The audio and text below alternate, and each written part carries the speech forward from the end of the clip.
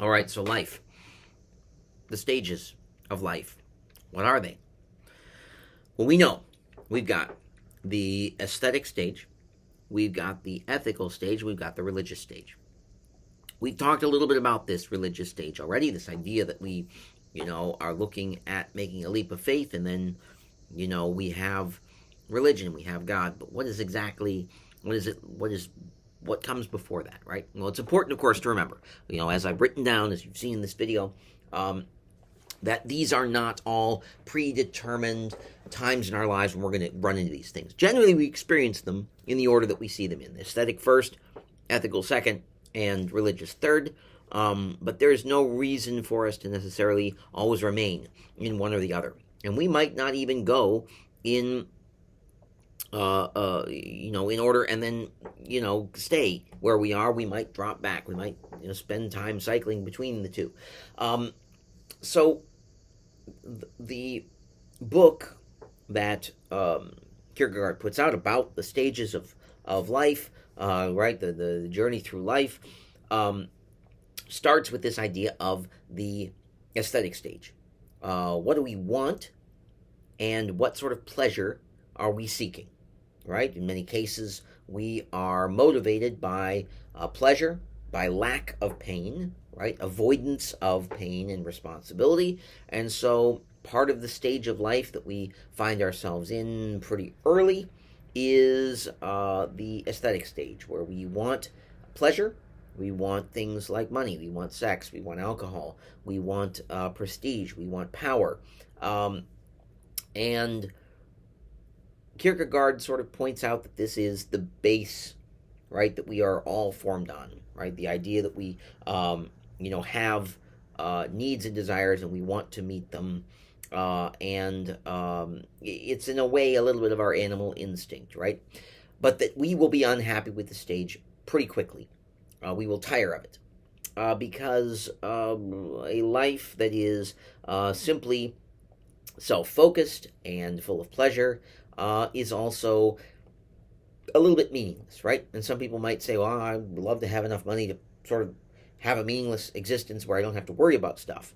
But in many cases, Kierkegaard would point out that you can only do these things for so long before you start seeking higher purpose. We are geared to want to do something more, right?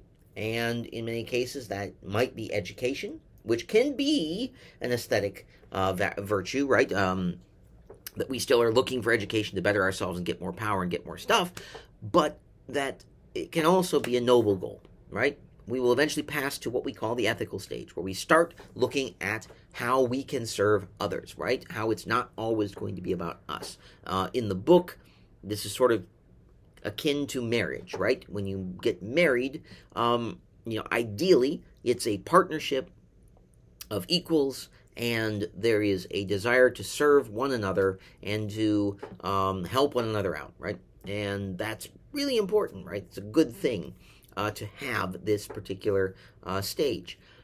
Kierkegaard again points out, though, that this particular stage is not going to be fulfilling forever, right? That eventually the ethical stage, this idea that we're trying to help others, that we're trying to better ourselves, means that we start to take a look at right and wrong and start to realize how often we are doing the wrong thing.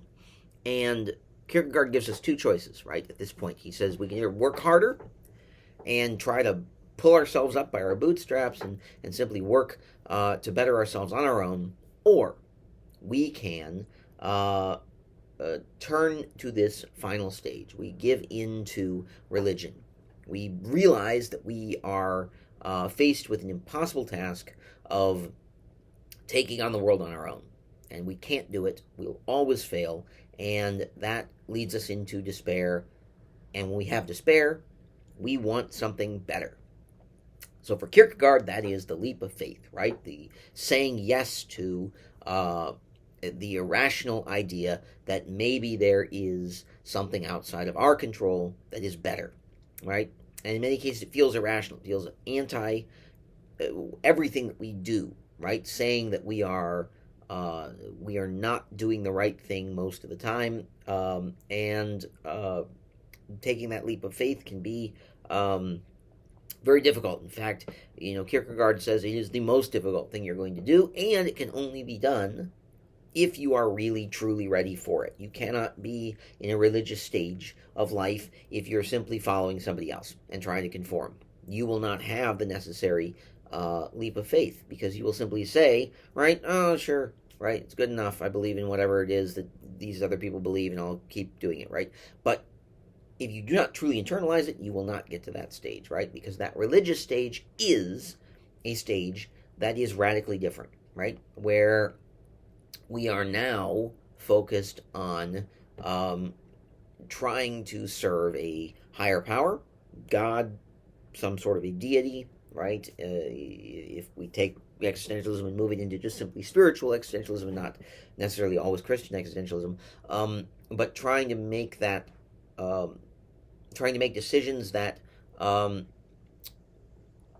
reflect our devotion for a higher power that will also, right, reflect the higher power's devotion for the people, right? And so in general, right, the ethical stage, yeah, we're helping people out, but we're doing it because we want to. And because, we think it's a good idea, and maybe it'll alleviate some guilt. When we get to the religious stage, we don't worry about that guilt anymore, right? We are doing things because we know that they are good, right? It's sort of that difference in philosophy of doing something because you know it'll have a positive outcome versus doing it because you know it's the right thing to do, right? That difference between telling the truth because it's right, even though you're going to be punished for doing something bad that you're admitting to, versus telling the truth, because you know that if you tell the truth, you'll get a reward for it, right? So yeah, it gets a little complicated, right? But there you go. So those are the three stages of life, right? That is where we are. So when we come back, the last video that we're going to look at is going to be basically sort of summing all of this up.